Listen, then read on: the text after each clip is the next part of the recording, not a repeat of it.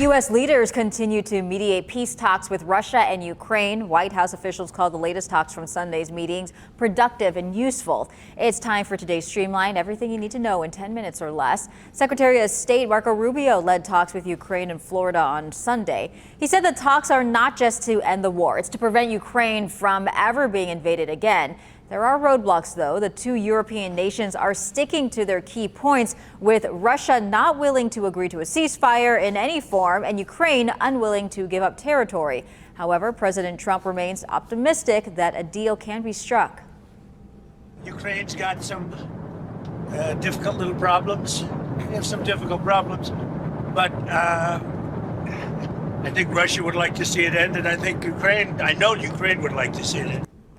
The violence hasn't stopped during this process. Russia killed at least 4 people in Kyiv in their latest attack over the weekend. Ukrainian President Vladimir Zelensky set to meet with French President Emmanuel Macron today for negotiations, while a U.S. special envoy is scheduled to present a possible peace deal to Russian President Vladimir Putin on Tuesday.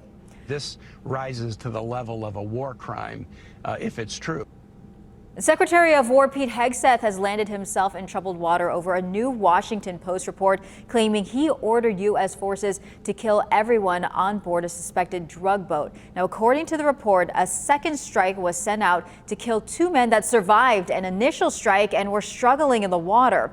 Lawmakers from both parties are now launching investigations into the months-long strikes of alleged drug boats in the Caribbean for violation of international law.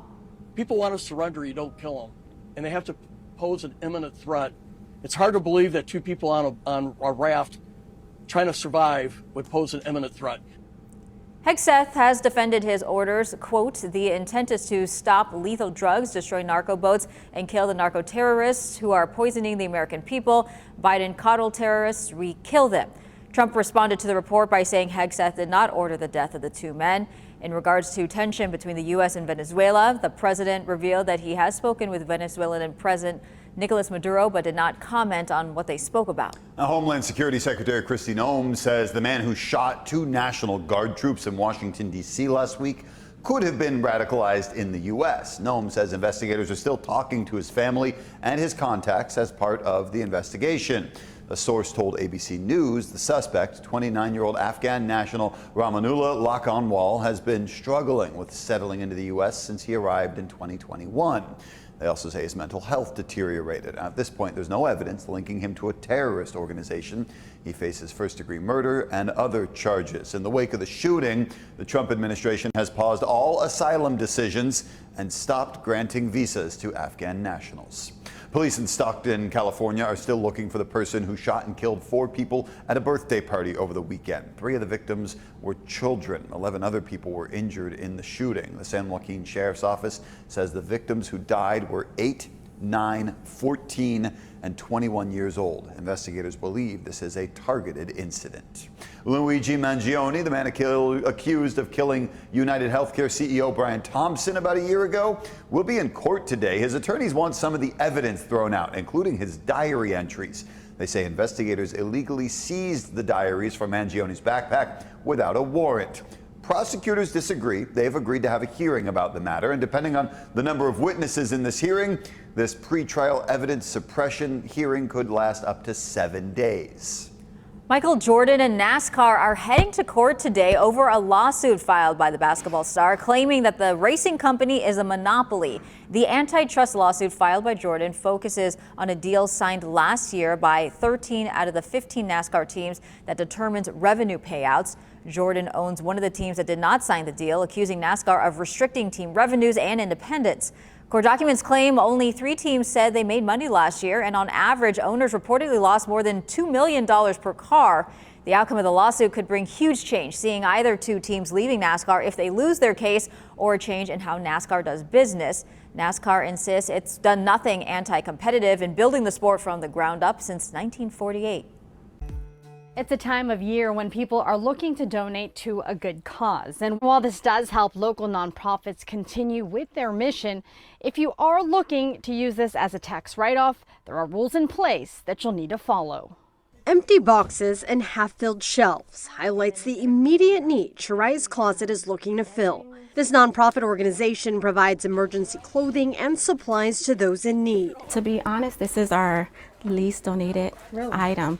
So we are always in need of hygiene kits. A need that's grown as more and more families are experiencing hardships. Sometimes it could be a natural disaster. Sometimes it could be them being displaced from their homes. It could also be if they are a domestic violence victim. And like other nonprofit organizations, Shariah's Closet is looking for donations to help with their everyday operations, from physical donations like gently used clothing and shoes to financial support, a call to action many nonprofits push for towards the end of the year, with events like Giving Tuesday and end-of-the-year donations. According to the latest Giving USA report, last year, individuals, foundations, and corporations gave almost $593 billion to U.S. charities, with 66% of that chunk coming specifically from individuals. But there are rules in place if you're looking to use your donations as a tax write-off. First, the donation has to go to a tax-exempt organization. And if you're donating goods, those items have to be itemized and valued. Thomas Bowles, president of Telesys Tax and Financial, says the value donated will determine what records you'll need. $500 and below requires no documentation. Anything above $500 requires documentation. You have a ledger, bank statement, whatever it may be, and you give $1,000 to the philanthropic cause that you're giving towards.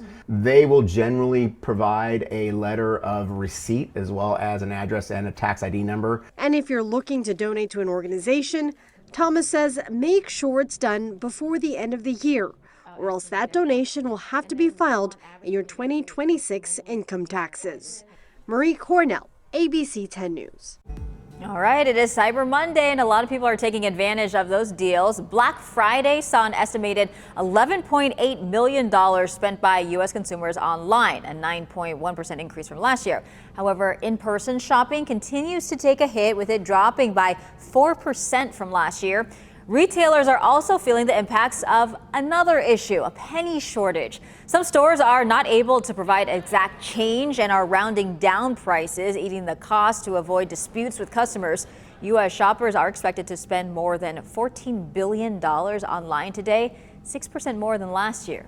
Getting a smartphone at a younger age could put kids at a higher risk of health complications. A new study published by the Journal of Pediatrics today says kids who get phones at age 12 or younger are more likely to face obesity, depression, and lack of sleep. The study looked at more than 10,000 kids. A lot of experts suggest that parents hold off on giving children a phone until they are older.